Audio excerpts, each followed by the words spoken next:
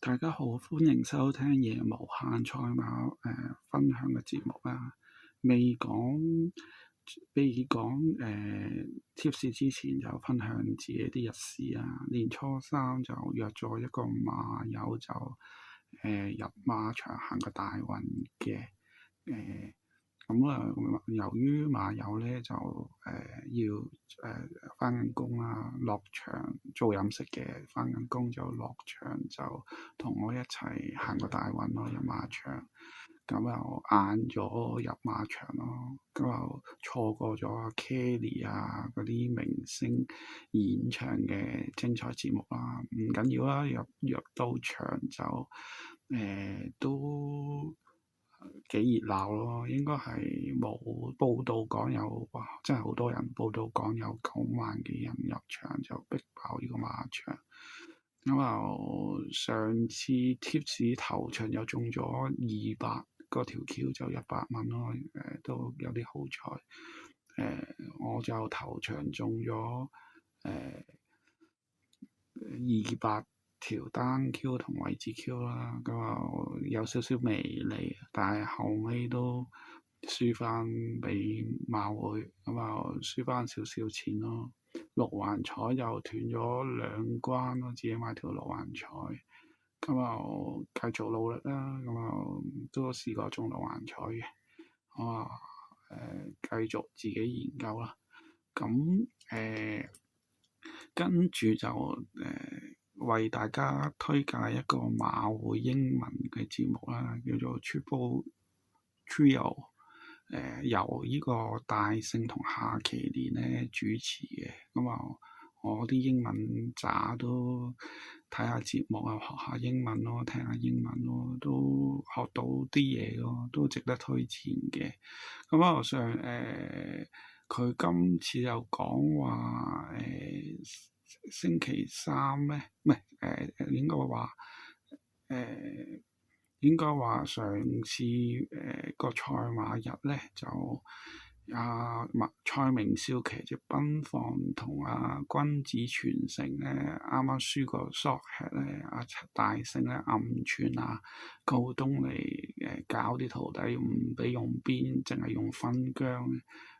佢澳洲式大聖係澳洲式騎法噶嘛，澳洲式騎法就主張用鞭咯。如果你拉屎唔用鞭，即係佢話即係輸多過贏咯。佢暗串高東尼啲徒弟，都值得介紹俾其他。同埋節目中就潘頓就承認咗上次就揀錯馬咯，佢應該要揀錯，承認咗小鳥天即係冇揀小鳥天堂，又係佢個遺憾嚟嘅。都值得推薦俾大家啦。言歸正傳啦，我今日嘅貼士就係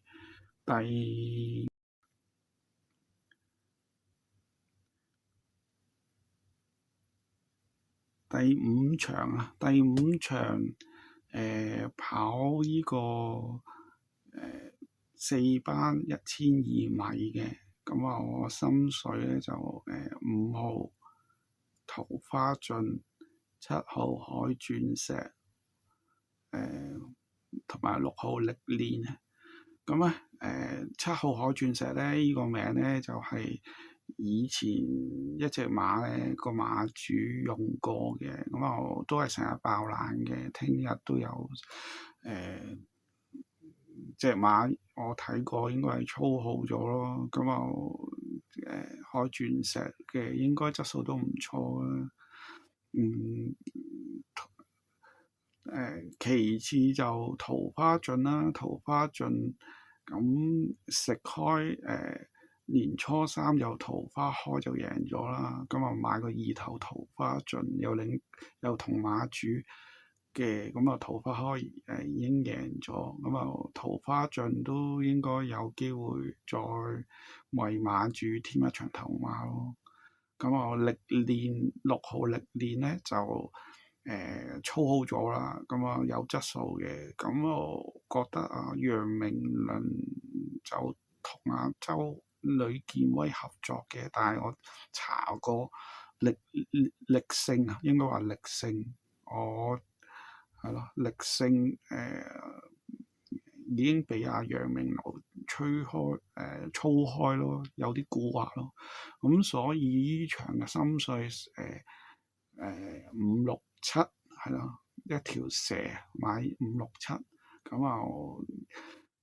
咁始終1號醒目高球嘅質素同埋個賽績係高啲嘅，都幾難打低佢嘅。咁我依場心水推介就567買呢個位置買呢個連贏同PQ 啦。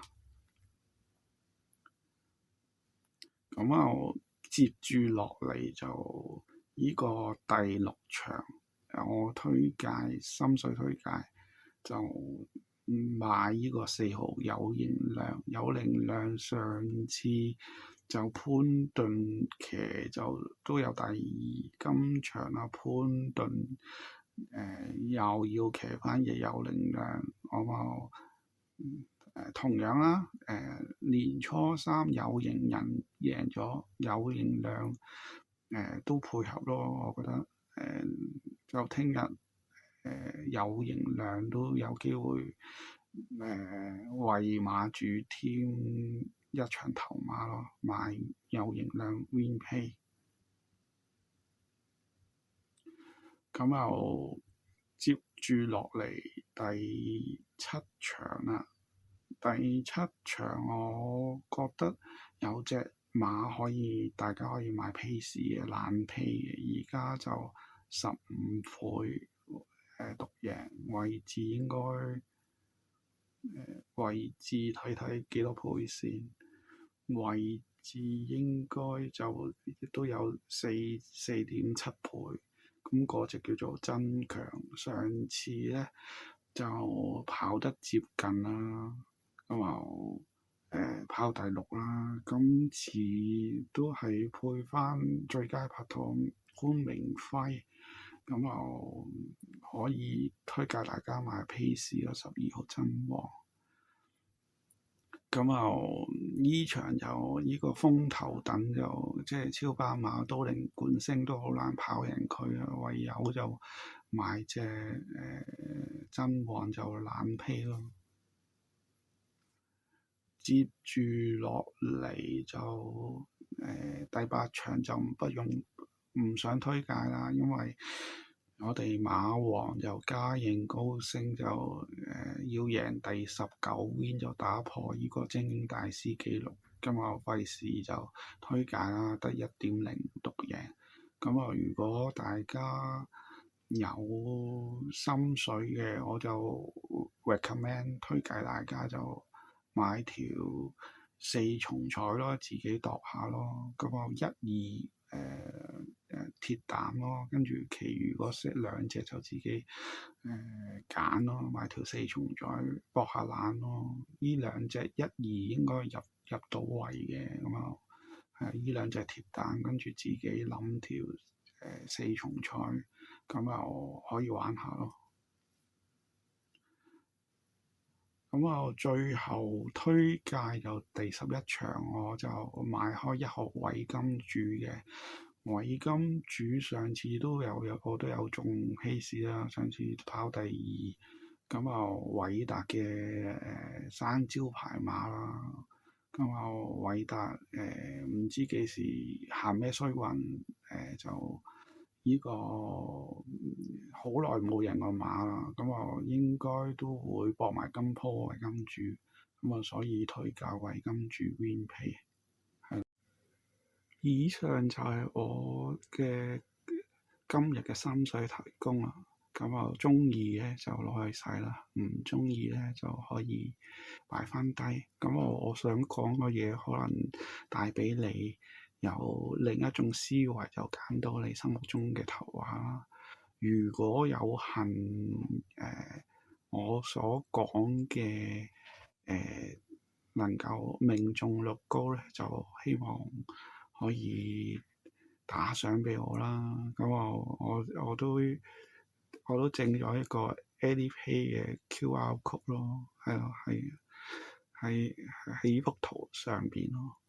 咁另外一方面就高抬貴手俾個 like，跟住分享 share 俾其他有興趣嘅馬友啦。觸覺最後提供一個電話俾各位啦，1834633。如果遇到有咩好困難啊，即係賭到亂晒性啊，咁我打呢個電話咧，尋求呢個協助啦，24小時嘅。咁最後祝各位有緣人Win Q 齊盡啦！多謝各位收聽，下次再見啦，拜拜。